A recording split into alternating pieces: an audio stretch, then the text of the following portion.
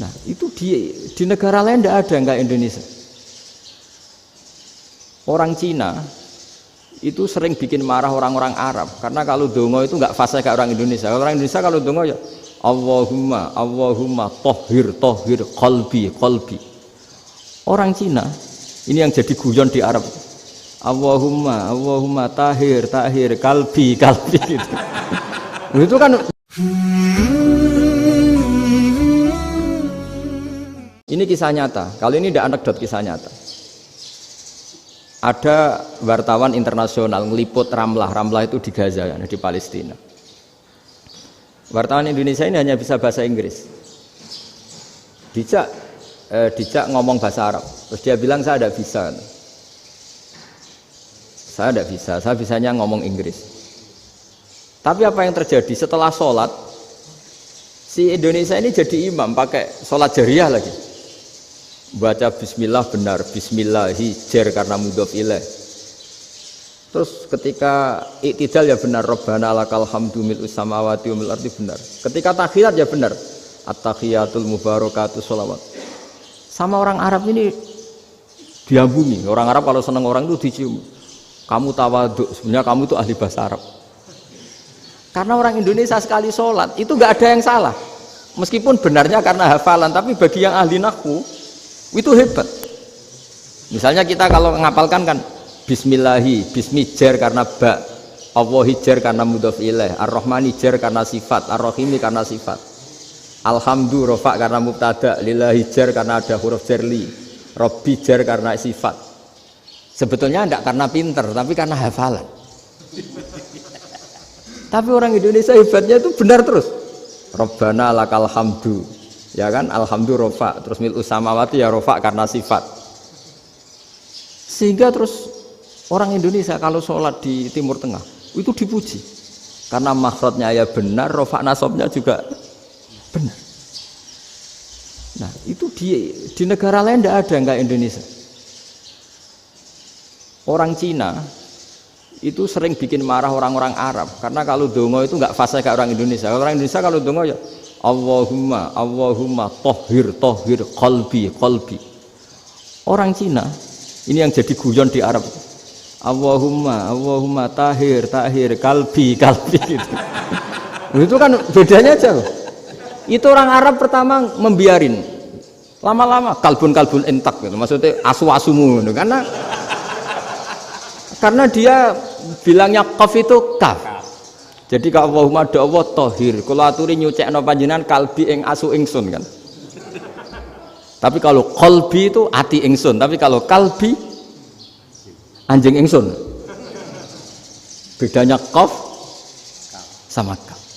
Ada arah-arahnya kalbun entak, asu-asumu maksudnya kan. Tapi padahal orang Cina itu paling dilihat teksnya ya pakai qaf. Orang Indonesia enggak, mulai kecil dilatih sak fase-fase. Sampai ya sulit betul latihan Fatihah itu. Kalau di Kudus malah sampai 3 bulan Fatihah. Sampai at-tahiyyatu, kurang lagi, kurang bersih. At-tahiyyat sampai gitu. Sampai ada cerita itu orang dipanggil maftuhin itu enggak melengak, harus maftuhin. Baru melengak.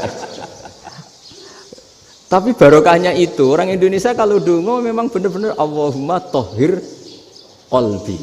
Ya Allah sucikan hati kami, bukan tahir kalbi. Karena sekali jadi kaf itu maknanya anjing saya. Ya Allah sucikan anjing. Jadi ini orang Indonesia. Jadi kata Mbah Mun, dawe Mbah Mun, illaka fatal linnas, bahwa agama ini milik semuanya.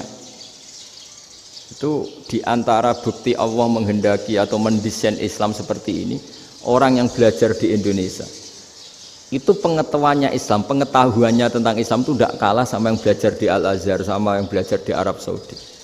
Makanya ini PR-nya UMM, PR-nya IAIN, PR-nya UIN. Bisa enggak sealim mereka dalam bahasa Arab? Nah, bahasa Arabnya man anta, ana zaidun. Jangan sampai, karena kita di sana ini kadang dibully. Orang Arab tuh kalau bully kita, sampai tak kasih cerita. Itu ngawurnya Masya Allah. Kata dia, ada anak orang Indonesia haji. Si Si anaknya orang Indonesia yang dijotos sama anaknya orang Arab. Dijotos, dipukul. Singkat cerita terus si orang Indonesia nggak terima, anaknya yang orang Arab dipukul. Yang balas bapaknya. Orang Arab tanya, "Lima ada dorobta ibni, kenapa kamu mukul anak saya?" Itu orang Indonesia bahasa, "Wah, aku jalan." Jadi hanya bilang gitu. Artinya anak saya dihada ya maka tak ada. Bahasa Arabnya gitu. Anak saya dipukul maka saya balas mukul. Itu orang Arab mantuk-mantuk oh gitu. Paham? Suatu saat ada orang Indonesia itu sama orang Arab itu dilus-lus. Dilus-lus itu ya digini-giniin. Karena dia latihan bahasa Indonesia, latihan bahasa Arabnya itu masih mufrodat. Jadi kalau mengartikan yadun itu tangan. Saro itu jalan. Jadi kalau jalan ya saro-saro. Roksun itu kepala. Ana itu ingsun. Jadi karena dia nggak ngerti penggunaannya. Itu bahasa Arabnya itu yadun anta. Jadi bukan yaduka tapi yadun anta. Berarti tangan kamu. Saro-saro itu jalan-jalan. Ala roksi ana yang atasnya sirah ingsun. Jadi mestinya yang benar kan yaduka saro ala roksi atau gitu. Tapi enggak dipotong-potong. Yadun tangan kan anta kamu. Berarti tangan kamu.